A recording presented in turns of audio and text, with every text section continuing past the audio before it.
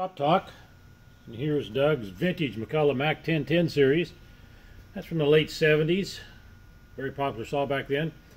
That tank was in horrible shape. I took it apart, cleaned it, sealed it. You can check it out on the other videos to see how I did that. And we'll start that up, let Doug listen to it run.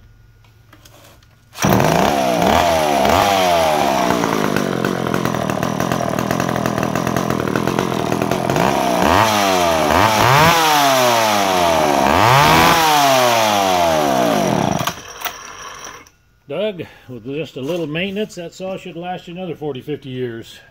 Great piece of American ingenuity. Any questions on these old saws? There's the information.